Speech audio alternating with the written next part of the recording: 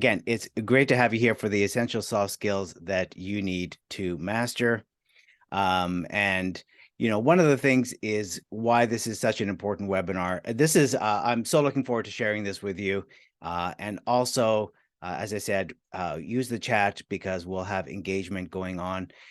As technology is changing so much, it's advancing so much with Chat GPT and all kinds of other AI technologies. Everyone's sort of wondering, are our communication skills and our soft skills going by the wayside? All the more so, we need it more than ever, because not only is technology changing, but we're also changing. We're multitasking so much between the different ways of communication through technology, but also in everything that's going on in our lives. So your ability to adapt, your ability to build resiliency and further develop your soft skills are essential as a leader, as an employee, towards your colleague. The soft skills that we will need, do need, are crucial success factors to your business and to your success.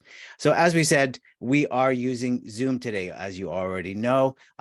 We are going to be using the chat. So I'll be asking for some input as we go through the webinar. So get comfortable, find where the chat button is, find where the reaction button is as well.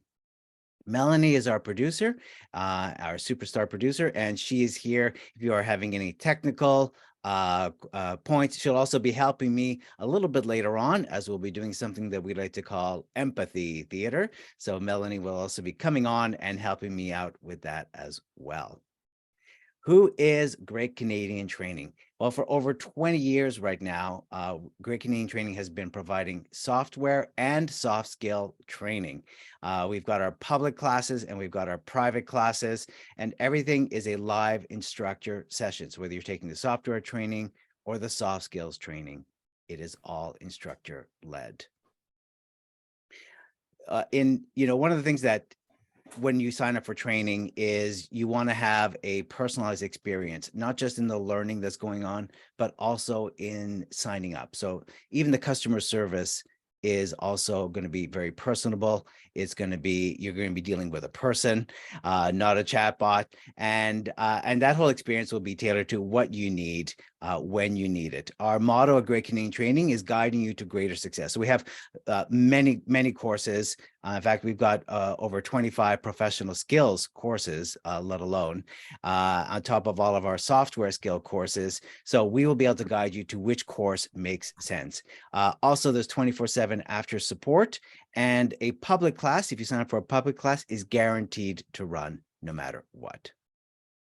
All right, so this brings us to today. What are we going to cover in the next 45 to 50 minutes in this webinar? We're going to look at the impact of soft skills. So even though we keep calling them soft skills, and now we're calling them power skills or core skills or essential skills, we're going to look at the impact that it has currently and some of the facts and the results that lead us to it, and also get a better understanding of what are soft skills. It's more than just communication and empathy. Then we're going to put them to work. We're going to come up with some examples and see about how we put these soft skills into your workplace and how you can build your awareness for these pivotal moments, because that's what soft skills is. It's really looking pivotal moments that you can connect, that you could build your own adaptability, creativity, critical thinking, and also in dealing with change, which is how we're going to adapt them when we do that. And then bringing your emotional intelligence. Everything we're talking about is such a big component of emotional intelligence. And then we're going to spend the last few minutes of this webinar looking at emotional intelligence and how it supports a lot of the soft skills that we'll have discussed in this webinar. So who is this person hosting? I'm Joel Silverstone. I'm the Senior Professional Skills Facilitator and Coach here at the Great Canadian Training and Consulting Company. And why I love this webinar that we're going to talk about soft skills, because in over 20 years of working with Fortune 500 companies and leaders and their teams and entrepreneurs, I see the same trends over and over again, which is that soft skills to create that collaboration, to create that communication, to create that creativity, to create that adaptability, tongue twister, has been so crucial for so many organizations and is pivotal for your own growth, the growth of your teams, and the growth of your organization and the ripple effect that it has. And then with my experience in my former life as a professional actor, one of the things I always noticed when I was teaching those acting classes was that people came to those acting classes because they wanted to be better at being present, which is such a big component of soft skills. How to be present in that moment. So this leads us to the essential soft skills that you need to master. And one of the things is that we see, and we're going to show some of the stats around that, is that employers that provide soft skills training see huge growth and positive impacts on their workforce, their productivity. Again, because we're multitasking physically, mentally, and we're working hybrid, we're working remote, we're working in the office, our environment keeps changing. So how you motivate, how you communicate, how you collaborate, and your own awareness of how you're able to adapt, to be creative, and to think critically are vital to your success and to the success of the people around you, the ripple effect that it has. One of the things that was interesting about soft skills is was looking it up. Like, we just take it for granted. We just call it soft skills. And it's like, well, where do soft skills come from? And soft skills was actually created by the US military in the mid 20th century. And what the military did was they were looking at why were some leaders better at leading, basically? Why were they getting more motivation and more collaboration from the people that were below them? And they realized that they could have called them leadership skills, they called them human-centered skills, but they didn't quite like that. And they were thinking, well, our tanks are hard, our machinery is hard, and the technical skills that are involved with that, so those are the hard skills. So we're going to call these soft skills. And so that's where soft skills came out. But I like the idea that it's really about being human-centered skills. All right, get ready. I'm going to ask you for our first survey. So get ready to type into the chat. All right. So as we're thinking now that what makes soft skills essential in the workplace. So be ready to type into the chat A, B, C, D, or E. All right. A, which is soft skills are essential in the workplace because they lead to growth in the teams and the organization. Soft skills are essential in the marketplace, in the workplace, because robots don't have empathy. Soft skills are essential in the workplace because of the motivation that it creates. Well, soft skills essential, nice to have, but essential. And then finally, E is other. So put in the chat which one you think it is. All right, we're getting a lot of A's. So Donna says A, Ling Yang, Helmi, MC, A. Ling Wang, you say C, nice to have, but motivation. I like that.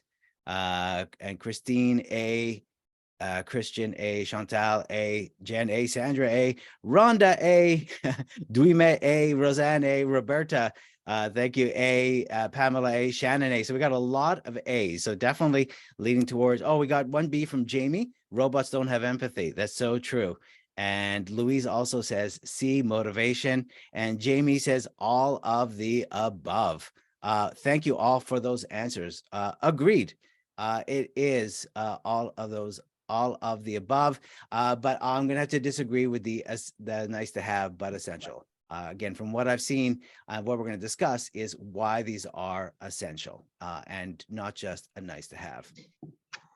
So when we think about expertise, we think about two parts of it, which is we've got the expertise in those technical hard skills, which is becoming definitely without a doubt, very important still now because you got analytics, you're in the financial field, you're an administrator, you're an accountant. Those are some of the hard skills, your expertise in the software or the numbers. When it comes time to, once we've gone past those numbers and once we've gone past the analytics, now we have to actually work with others. And in working with others, that's the expertise in the soft. And as we said, some of us are calling it the essential or the power or the core or the professional skills. And it leads to collaboration, which is something we all want and every organization wants, is everybody to be collaborating together. And we're going to show why when people don't collaborate, what happens. It be able to influence others. And influence is the opposite of manipulation. So influence is to be able to get people to do things willingly and maintain mutual respect. As you all said in the survey, a lot of you said growth was so important. People grow. As human beings, we want to feel validated. We want to feel recognized. And when this happens, and when we feel heard and understood, we grow. But also soft skills is building your own awareness for your own abilities. And so that you grow and you are able to accomplish things. And then productivity is such an important part, because when there's collaboration, when you're able to influence, when there's growth, that's going to have an effect on the productivity. Let's take a look at some of the LinkedIn workplace learning reports. And what they tell us is, for the past 4 years, LinkedIn has said that the largest gap that they're seeing in the workplace is the soft skills. And the number one priority for talent development is going to be, and has been for the past few years, has been around soft skills. In fact, 20% of CEOs realize that and spend more time learning soft skills than the average learner. And when executives were asked, 89% of them said it is difficult to find people with soft skills. So when they were looking for people for work, they said it is really difficult to find people with soft skills, but even within their own organization. And 64% of them cited one of those soft skills, communication, as the most desired skill. Another survey in the 2020 Mckinsey Global Survey results on skills says that skill building efforts focus on soft and advanced cognitive skills. So what they saw is that with the pandemic, dramatically accelerated the need for new skills in the workforce and emotional skills in demand, so social and emotional skills. And what they saw is that from 2019 to 2020, there was a huge jump. And the biggest increase, the biggest focus was those two categories, was the social and the emotional skills, which accounted for 3 of the 5 biggest increases where people needed to upskill on their skills. Let's do an inventory of soft skills, because as I said, communication, empathy, that's a part of it. And sometimes soft skills, we sometimes look at them as the non-technical skills, but it's the idea that we can interact effectively and harmoniously with others. It's vital to the organizations because it impacts the culture, the mindsets, and these skills fall into our categories of communication, which we all think of when we think of soft skills. But good communication means that you're able to actively listen, to understand others' perspectives. And also, really important, being able to share your own effectively. And so that's another big component of communication. It's not just being able to listen, it's how you're able to make sure that you are being heard in how you communicate. And good communicators are skilled at the verbal and the written communication, while they also understand the nonverbal communication skills. As we said, that adaptability, just as you need good problem-solving skills to resolve the constant stream of challenges occurring in our constant change, it's that ability to adapt and to be open and to be in a positive way that's going to help you develop and be able to adapt. And that is a core soft skill, because if you are able to adapt, you're going to be open to change, and you're going to look for those opportunities in change. So again, it's building that awareness, which is such a big part of soft skills. And when you're also able to adapt, you're able to focus on the positive and to step outside of your comfort zone. And then, of course, like we said, teamwork. When a team is working collaboratively, deadlines are met, they're more productive, they're happier. They're also able to share knowledge, and knowledge is seamlessly transferred between people. It's a better place to be in. And emotional intelligence, as I said, we're going to talk about that at the end. But when you are able to be aware of your emotions and the emotions of others, and how to manage those emotions and how to manage being within those people, their relationships, that goes a long way towards not just collaboration, but also with conflict management. And then time management is that ability, again, that awareness to be able to prioritize what's important, what's urgent, and to be able to schedule it. And also to keep a flexibility in case the priorities shift. So all these, if you want to take a look at that, is your inventory of soft skills. All right. I have a Hollywood question for you. Do you know who this person is?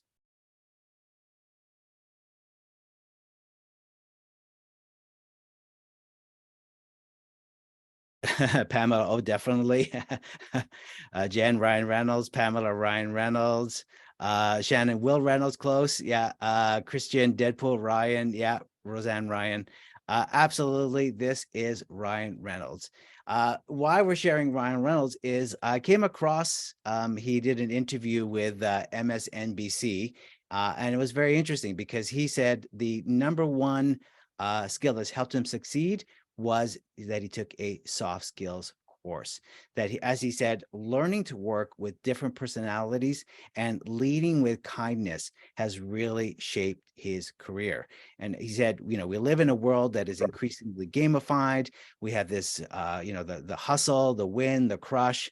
But if you can disengage or disarm that instinct for a second, as he said, and replace it with seeking to learn about somebody instead, that as a leadership quality for him has quite literally changed every aspect. Now, this is someone who's not just an actor, but he's also an entrepreneur. He's also running nonprofit, and he's also running for-profit businesses. So as I said, instead of trying to win the argument or to beat somebody that he disagrees with, Reynolds says he strives to empathize and validate what the other person is saying by acknowledging their feelings. And then suddenly they're an ally. So again, so the three takeaways from that is drop the need to win or be right, which is such an important part of soft skill.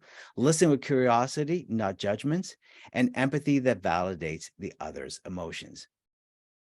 And what he's talking about, one of the things we talked about earlier, I mentioned earlier, was the idea of influencing. And so influencing is this ability to recognize when is it time to pull and when is it time to push. And the idea of soft skills is that we want to be able to pull first. I'm going to talk a little bit more about why it's so important to pull first. But pull means that we're connecting, means that we're involving. As he said, if you disengage the idea that you're trying to win the argument and instead about being more about how can we look at the problem together? How can we be more collaborative? So you're involving, you're listening, and you're visioning, which is you're sharing common ground or finding that common ground and sharing the vision. What is it we're both trying to get to? And that's the idea of pull. Our instinct, and this is where it's counterintuitive, our instinct is to go to being sometimes directive. Here's what you need to do, or to persuade. Here's what you need to do because. And sometimes we do need that. But more often than not, we need to be able to speak to the emotion. And all this is happening within milliseconds, but we need to be able to speak to the emotions first. And we'll explain that a little bit more. But when we can encourage people to collaborate, and it can create commitment to working with others. And Hollywood understands this about the idea of emotions first and then the logic second. Everyone recognize what movie this is?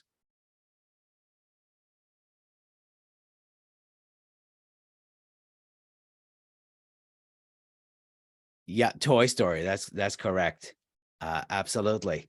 And this was the original Toy Story. And now what came about from the original Toy Story was their first draft of the movie was they were being very focused on the technical part of it, the technology of it. And when they watched that first draft of the movie, they basically said, this isn't good. This is not, no one's going to want to watch this. The technology looks great, but there's something missing here. And as the director and the producer said, well, what they realize is this film is that it's not a widget.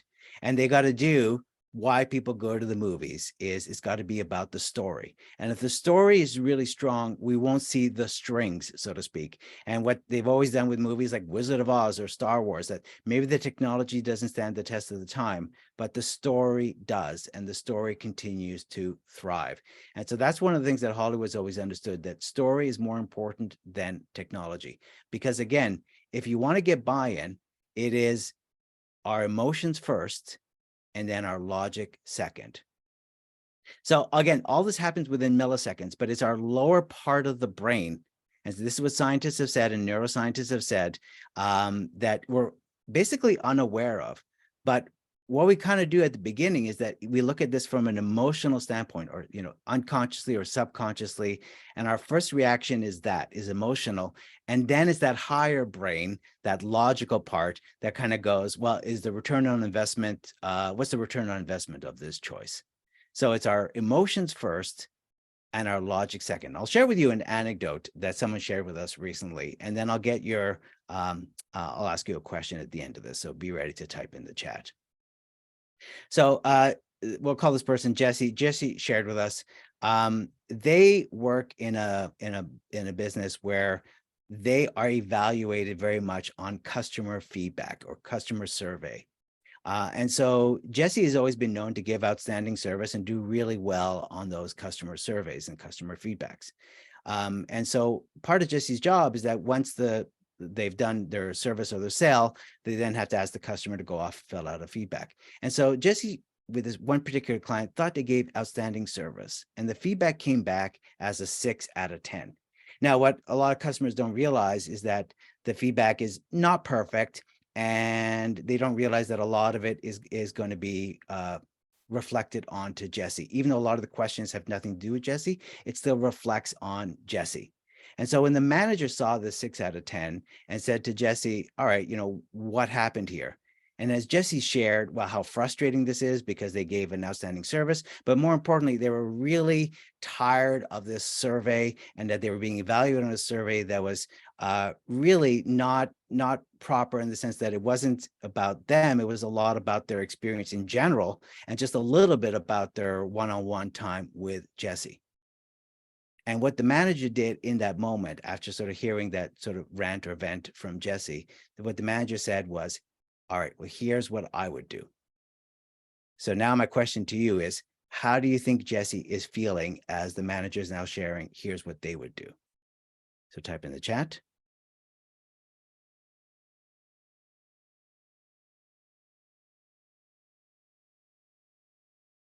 How do you think Jesse is feeling?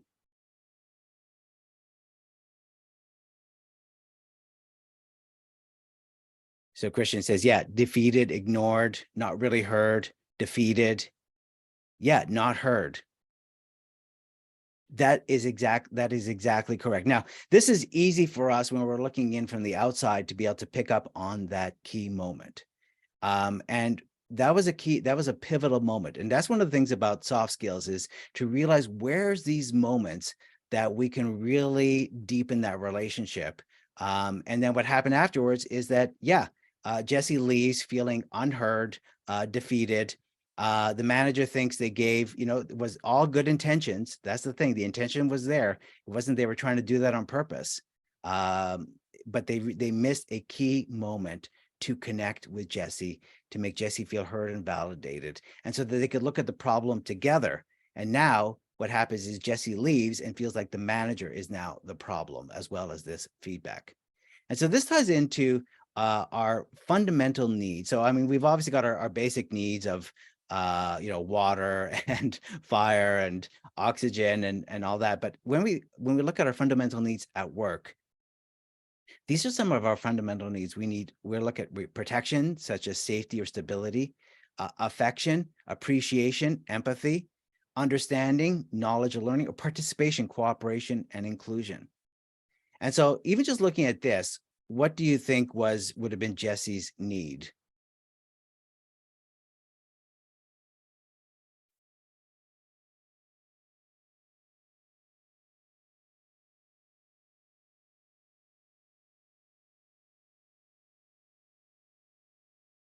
Understanding? Yeah. Appreciation? Empathy? Yeah. And that falls under the affection. Absolutely. Yes, that's right, Kathy. And I like that, Roberta. Inclusion. Yeah.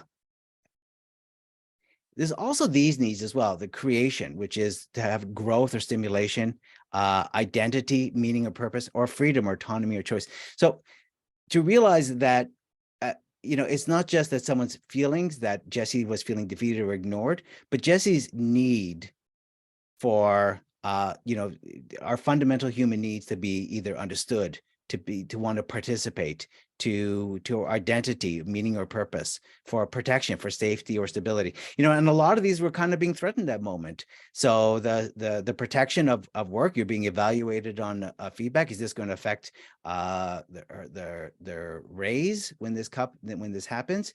But also in the emotional standpoint, that this is an opportunity to show empathy. This is also a learning moment to maybe look at maybe what we could do with this, and participation, that idea that Jesse could be more involved. But this also ties into maybe even Jesse's identity or meaning and purpose. So there's a lot of needs that it can basically affect and touch. And again, in looking at recently in 2021, there was 80 million job openings. Out of those 80 million job openings, 2/3 of those were required soft skills, and 7 out of 10 of those soft skills were the most in demand of the abilities. And 91% of them were in management, 86% in business operation roles. And what's interesting was that 81% in engineering jobs. And what's interesting, of course, about that is that we think of engineering as a very technically focused field. And so it's interesting that soft skills are very much in demand. And some of the things that we know about this is that the impact of communication. So when employees were surveyed, 97% of workers agreed that communication, soft skills are important. And businesses that invested in soft skills training saw 47% higher total returns. Now, the cost of miscommunication, and even thinking about just that little moment between Jesse and their manager, which is actually such a subtle moment, but had a huge impact, is part of what miscommunication is. And miscommunication costs companies with on average of 100 employees or more per year, $420,000 per year. And 17 hours a week is spent clarifying miscommunication. So there's a huge cost in not taking the time to properly communicate, to properly be listening, to properly be involving, to properly show empathy, to properly ask the right questions to clarify. And then $26,000 per employee in lost efficiency when there is that miscommunication. So much time is spent because there was assumptions that were made, or because there was no questions that were asked, or because now Jesse has now left and is not feeling very motivated about doing a good job. Like they feel defeated, and they're kind of sort of questioning what they should do next. They did not feel appreciated, if we look back at that human need. Now, when we communicate, there's 3 main ways that we do that. We listen, we ask questions, we make statements. And as we saw from our manager, who basically said, okay, this is what I would do, they went to number 3, they make statements. What we want to do when we're implementing soft skills is very basic. It's very simple. We need to be able to listen, and we need to be able to ask questions before we make statements. Because again, we want to speak to the emotions first and then the logic second. If people feel heard and understood and validated, they're open to hearing the logic ideas. How many times have you heard someone say to you, "You're not listening to me," or "I don't think you understood"? And that's because we jumped ahead to solving the problem, or we made statements. And one of the things from 7 Habits of Highly Effective People is that we want to be able to seek first to understand, then to be understood.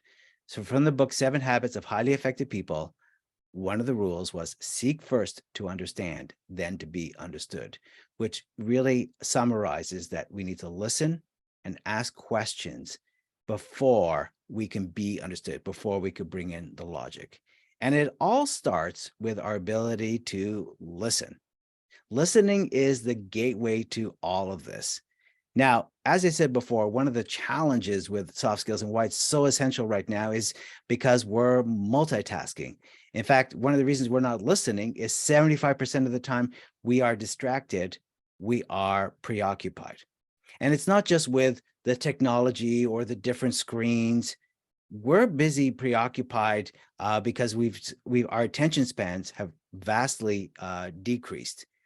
We have gotten used to not go, very difficult now for people to manage their time because we're continuously being challenged and continuously interrupted. And so our brain is adapting to that and so at the same time, it's affecting our ability to really listen. But what's always stood the test of time of listening is when we're listening, we're often thinking ahead of what we're going to say, or we're thinking of that great question we're going to ask. That has always stood the test of time. Now, 50% of the time, we can immediately recall what was said. And about an hour later, maybe about 20%. But if you did not like the subject or the person, even less. So let's look at 5 levels of listening.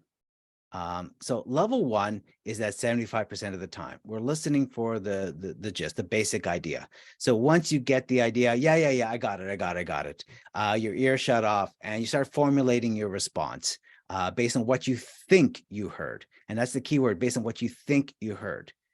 And what happens is when we're out of it, and when we looked at Jesse and the manager, for example, it's so easy to look at that and go, oh, I know what was missing. But when we're in the moment of it, we're maybe just listening at a level 1. As soon as they heard certain things, that manager picked up on it and listened for that. But they also were listening probably at a second level, listening to hear a phrase they can argue against or to rebut. And this is so common for us that we're so task focused, we're so focused on our agenda that that it's at the expense of the other person. And then we start now listening for some logic. So this is where we start listening a little bit more. We start listening for, is there some logic in what's being said? And this is the first step to truly understanding the person. But where we go a little bit deeper in our listening was when we start to listen for the emotion. We listen for the care-abouts. We listen for what is the emotions that is driving that person's thinking. Why are they so frustrated? What is behind that? What is behind that emotion? And then finally, we're listening for their point of view. We're listening without judgment. We're listening for example, I can hear your passion for this deal as an example. And that's where you're basically letting the other person know that you have understood them. So even though this is a webinar, it's not a workshop, I'm giving you some homework. And this is the homework. The next conversation that you have, sorry, let's do this first. Let's rate your listening on a scale of 1 to 10. You don't have to share this, but 1 being, yes, this is what I do, 10, not at all. So 1, I totally do this. Do you stop listening when you strongly disagree with the speaker on one point? Is it a 5? Sometimes. Is it a 10? No, I always listen, whether I disagree with them or not. Do you assume or anticipate regarding the other person's point of view?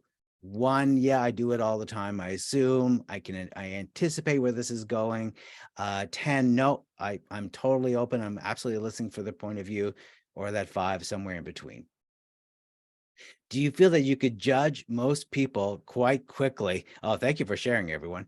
Do you feel that you could judge most people quite quickly before hearing them out? So that's, Shannon, 5. You think you know where this is going.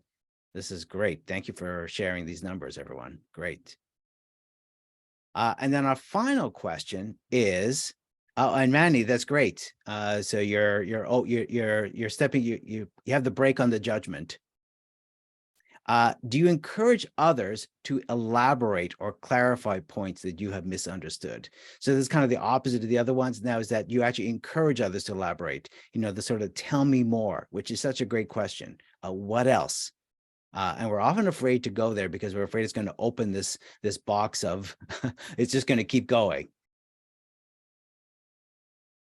So now I'm going to give you the homework. And the homework is this: the next conversation that you have, to rate yourself on a scale of 1 to 10. Did I make them feel heard? Did they feel understood? Did I add value, or was I being competitive? And being competitive is exactly the example of that manager, which was, here's what I would do. Or someone is sharing a difficult time and they're going, oh, yeah, I know what you mean. Oh, I remember when this happened to us, and it becomes now about you instead of actually the person that was sharing it. So that's what it means to be competitive. When you take the spotlight off of them and put it back on you. So a good reminder of how to listen: 1 to 10, did you make them feel heard? Did you make them feel understood? So heard the logic, the facts, understood the emotions. Did you add value, the tell me more? Or what are you hearing in between the lines, or what is said or what is not said? And then let's go over here now to empathy. And empathy, you know, I don't think I really quite ever understood empathy until maybe I was in my teens, and I learned it from my grandfather, and just in observing him. He was someone who had never judged anyone, was totally open to everyone, and was friends with everybody. In fact, I remember once we were walking down this hallway, and there was this, you know, big, angry looking guy, you know, walking, you know, right, coming the other way against us there. And I was, you know, looking down, not making eye contact. And my grandfather looks up and says, "Oh, hello, Mr." And he says, "Oh, hello, Mr. Mardosh. How are you?" "Good, good. How are you?" And angry guy became smiley guy, happy guy. And there we go. And that's such a big part of empathy, because that's what empathy is, which is not to judge someone else, to realize that their emotions or whatever they're feeling, that is how they feel.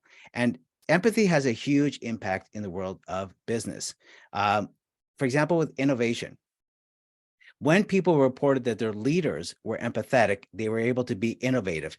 In fact, 61% of employees compared to 13% with less empathetic leaders. So empathy also just means that people felt safe to make mistakes. They didn't feel they were going to be judged or assessed or evaluated. And the other idea of empathy was around the engagement. 76% of people who experienced empathy from their leaders were engaged, compared to 32% who experienced less empathy. And engagement means that, again, it feels safe to be able to share your feelings, your frustration, Jesse's frustration with this feedback, and they thought they gave great service, and they were bewildered as to why that happened, and why are they being assessed in this, and why are they being evaluated on this. So, so to be able to say all that and not feel dismissed. And so now Jesse would have felt engaged had their manager been empathetic to that situation. And empathy, there's 3 ways that we could do it. Because empathy is simply acknowledging that the other person has those emotions without judgment. And in a few minutes, we're going to do empathy theater, and I'll get your feedback if we're being empathetic or not. So Mel, get ready. Empathy theater is coming up. So number 1 is cognitive empathy. And cognitive empathy is exactly that. It's an intellectual exercise. Someone is sharing something. So Jesse was sharing their frustration with the feedback survey. The managers may be feeling uncomfortable because they kind of have to represent the company. And maybe they don't share that emotion. They love that feedback. But they could see that it's important to Jesse. And so cognitive empathy is, I'm hearing the frustration about this survey. I'm hearing that you're surprised by these results, especially when you gave outstanding service. So cognitive is that it's describing the situation and what you see, what you hear. You may not share it, but what you see, what you hear. Emotional empathy is you do share it. Maybe the manager does share that frustration with the survey and go, it is discouraging when you gave your best and you see this kind of results. I can absolutely understand. And I've been there. And so that's emotional. You share that you've been in that situation. Compassion is not always going to come up in business, but compassion is literally coming from the gut, which is just, you don't even have to think about it. It's like looking at that picture of the kitten. It's just compassionate empathy. It just comes out. And it doesn't often come up in business too often, but it comes up in those, very particular situations. But at the baseline is we should be able to do cognitive empathy. Is what do you see? What do you hear is important to that person. So let's do this. Let's do something that we like to call empathy theater. So Mel is going to deliver that line. I'm going to reply, and I'm going to ask you, people of the webinar, friends, to put in the chat why, like why yes, or N for no, Was I being empathetic or not? So was I being empathetic or not? Mel, are you ready? I am ready. Okay, great. Whenever you're ready. All right. I'm furious with my manager. They completely changed the scope of the project. That's what managers do. All right, thank you. Was I being empathetic or not? Ling, no. Roseanne, no. Kathy, no. Sandra, no. Pamela, no. No, absolutely not. I was being very dismissive. No, but funny. That's true, Christian. There was and sometimes we think it's our way of deflecting. We're using humor to deflect. But Mel, how did you feel? If it was real life, I don't think I would find it funny. No, exactly. No, we can from the outside, we might find it humorous, but in that moment, that's not funny to you because as you use those words, you're furious with the manager. They completely change the scope of the project. This is where you need an empathy line. Even just listening would be empathetic, or just going, Mel, I'm hearing the disappointment with the manager and with the scope of the project. And just pause right there. Don't ask a question. Don't try to solve it. Just empathy is giving that gift that you've heard it, you've heard the emotion, and allowing them maybe to vent a little bit more, or to know that it's safe for them to continue to share, or to start they start even problem solving on their own. Let's do one more. So everyone get ready. Mel, are you ready for this one? I am ready. I'm so frustrated with the team you put me with. Well, we were short-staffed, and that's what we had to do. Sorry. Was I being empathetic or not? Nope. Says who was that? Said nope. Rosalia, or Roseanne, no. Kathy, no. Christine, no. Ashley, no. Roberta, no. But is it unreasonable? No. Absolutely. The facts are there. The facts are we are short staffed. Those are the facts. But Mel, did you want to hear facts at that point, or did you want to hear dealing with the emotion first? Yeah, probably the emotion first. The emotion first because if I just say, yeah, that's the team you're short staffed with, Mel goes off with, well, that really doesn't help me at all. Mel is not going to want to collaborate or discuss this any further with me. Mel is going to go off and have that conversation with somebody else, or as they say, go have that hallway conversation or go have that chat conversation with someone else. There's no trust here. So I lost an opportunity to build some trust. Even it's just to go, I hear how frustrating it is. Maybe I can't solve it, but that's not my problem right now. Right now, it's being focused on that person. And then we can maybe look at things that we can do. And maybe we could talk a little bit later on about the fact that we are short staffed, and maybe Mel has some ideas, but Mel won't have any ideas or want to collaborate if Mel's emotions are heightened. So that's the idea of empathy, which is recognize the other person's emotions, give them the opportunity to feel safe to share their emotions, and be able to lower their temperature so that we can start getting towards problem solving, getting towards the logic. And if we look at change and dealing with change, if we look at this scenario, this is probably similar to what a lot of people are dealing with. A new technology is replacing the current model in your company. And the IT department is sharing this news. Hey, great news, everyone. New technology is replacing the current model. Well, you could just imagine how people are feeling when they hear the words new technology. Now, even though people were getting used to the current one, there was still a lot of negative feedback. It wasn't intuitive. It was slow. I can never find. So the IT department was like, oh, okay, well, great. Well, this new model is going to solve this. It's going to be really fast. There's not going to be a lag time, more intuitive search, full-time IT help. And right. And what everybody's thinking is, yeah, right. I'll see when I believe it. Two, what most people are thinking is, now I got to learn a whole new technology. What happens if I'm with a client or I'm trying to find something, or now I got a whole new learning curve. And this is going to be a lot of work. So one of the things that we worked with organizations in dealing with change is to understand, one of the things is to separate the person from the problem. So the problem is the technology. But how they are feeling is they're feeling like there is a lot of change going on. And so we have to be able to be soft on the person, hard on the problem. Separate the person from the problem in dealing with change. Understand that emotions are at play first before all the logic, which is, the push, which is the persuading. Here's the reasoning. Here's why this is going to be better. It doesn't matter, because it's still how that person feels. And once we can speak to the feelings and they feel heard and understood, we can start introducing the logical ideas. And that's the part about being able to adapt and building resiliency. Is that resiliency is that capacity to adapt successfully and deal with change, coming out as strong or stronger you were before the event. And so it's not just in being able to deal with others dealing with change, but in our own way of dealing with change, is to look at where you have been professionally and personally, and where you went through a change, such as moving or even getting a new laptop, and how you were able to go through a part that was uncomfortable. But then what happened is you started to make that a new habit, a new behavior, and you figured it out. And because you figured it out, you just got that little bit stronger. And that's what resiliency is realizing where are those moments that you did get just a little bit stronger, which is, again, a core soft skill. And we talked about those questions now. And so questions that we want to be able to do is exactly that. What is your opinion? How do you think we should solve the problem? Tell me more about, what do you think? These are all open questions that are not leading. And an open question means you don't know the answer, and encourages others to keep talking. And that's what we want to be able to do.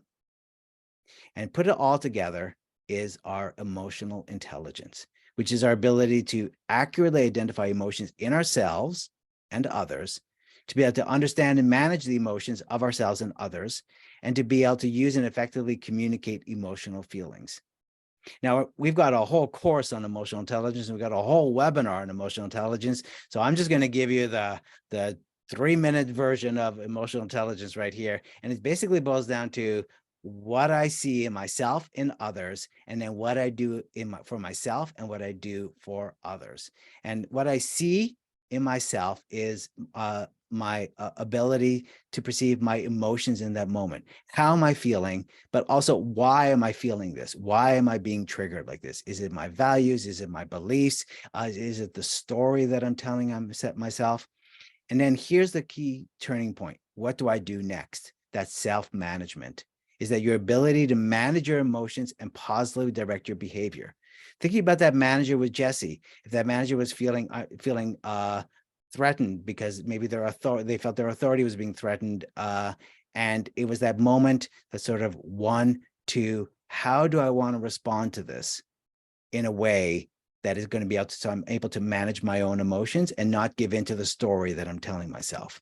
And it's that social awareness. What do I see from the other person? What are the emotions that's going on with the other person, to get at what is really going on? So on the surface, yes, frustration and all that. Okay, let's just unpack that a little bit more and help Jesse to give Jesse that opportunity to explain how they're feeling. And that's managing the relationship.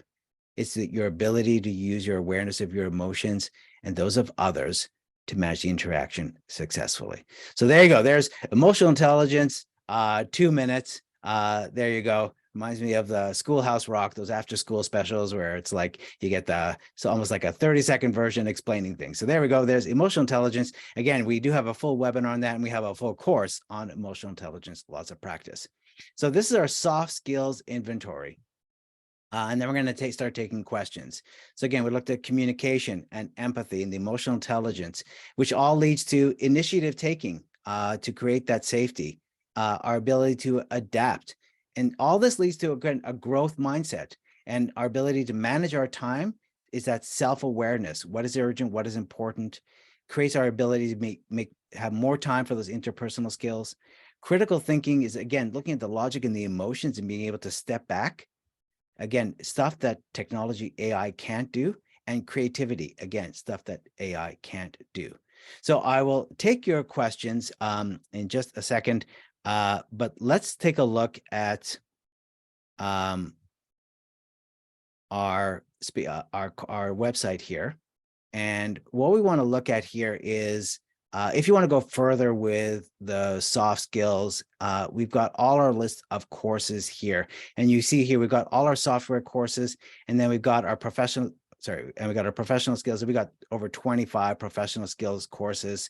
And then if we go down, you'll see we've also got our leadership packages as well. And our leadership packages is where you can combine software, if you want to do some of the training packages, for example, the software training packages.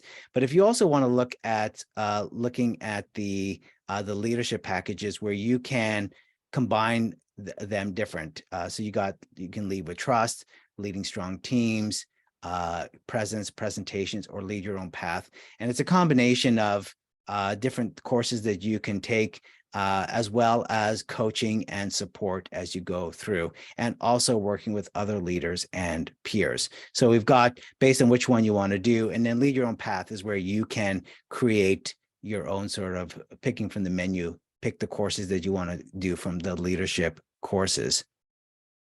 Then this takes us to our free resources. And again, like I said, we've got the empathy webinar that's there. So you could check out our previous webinars to do that. You can also see our upcoming webinars that are coming up, and also our podcast. So I'm the host of our podcast called The Great Canadian Leadership Podcast, where we speak with leaders on their communication journey, where they learned and adapted, where they failed, and again, how they learned and adapted. And we're also sharing our expertise. So it's the Great Canadian Leadership Podcast. You can listen to here on this site or anywhere you listen to our podcast.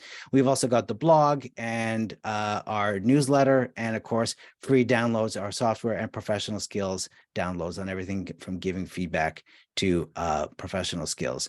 And then if we look at some of the webinars that we've got coming up, we've got How to Be a Leader, Not a Boss, which is really good if you are new to management. That's coming up next month. We're going to combine our software and our soft skills training in Be a Great Presenter with Microsoft PowerPoint and presentation skills. And this is part of our great series of courses. Our great series of courses is where in one day you could do PowerPoint and presentation skills courses to really work on both sides of having a great presentation. And the same thing with teams. You could work on your MS Teams and then work on team building as well and how to lead teams. Then we've got our Microsoft 365 and also change management, speaking of change. So there you go. There's some of our resources here at greatcanadiantraining.ca. And so now I will take some questions.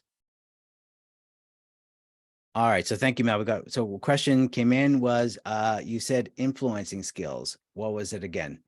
Yeah, so the influencing skills was the idea of, basic idea of pull or push. And it's basically a combo of both, pull and push. But like I've said a few times now, is that we want to be able to pull first, which is exactly that, to pull them in, to lean in with them before we're pushing our ideas. So you think if you're, literally if you're pulling someone, but if you're continuously pulling them, then they're just being dragged. And if you're continuously pushing someone, then you're just pushing them away. So we want to have that balance of pull and push. So pull is to be able to speak to those emotions, to connect, to share common ground, to share where we're going. And then the push is then when they're now open to hearing the logic and the data. And that's influencing. And no, it sounds like it takes a lot of time, but if you think about that experience of Jesse and their manager, if Jesse had just spent a minute empathizing, that would have gone a long way to maybe starting to get towards discussing some ideas. But right now, the manager probably spent 2 or 3 minutes explaining what they would do.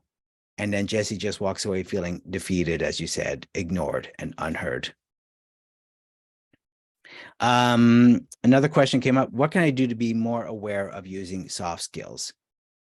Well, one of the things, there's a couple of things, and it all boils down to awareness. I'll give you an example.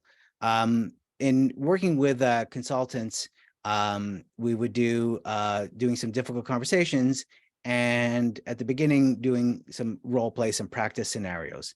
And then afterwards, I would ask the consultant, go, how did that feel? And they were like, okay. And I realized I'm not speaking their language. These consultants are very analytical. So I changed that from what do you feel to what did you think? And then I would say, what did you think? And then they would go, oh, well, I really felt. And they would say, I really felt. So that's an awareness, which is what's the best way to communicate with someone so that I feel heard and so that we're engaging. That's one thing. The second one is exactly that awareness of before I react, I want to respond. So react is like what the manager did. Here's what I would do without missing a beat. But respond is count to two, 1, 2. How else can I reply to this person? How else can I respond to this person? And when you're writing, you have the advantage of time. You don't have to reply right away. But how can I respond versus react? All right, we just got like a couple minutes left. Are there any other questions? Great questions. Thank you. And thank you for your participation through the chat. Some great answers here. And it seems like everyone is very much in line and very aware of those key moments. So really appreciate that.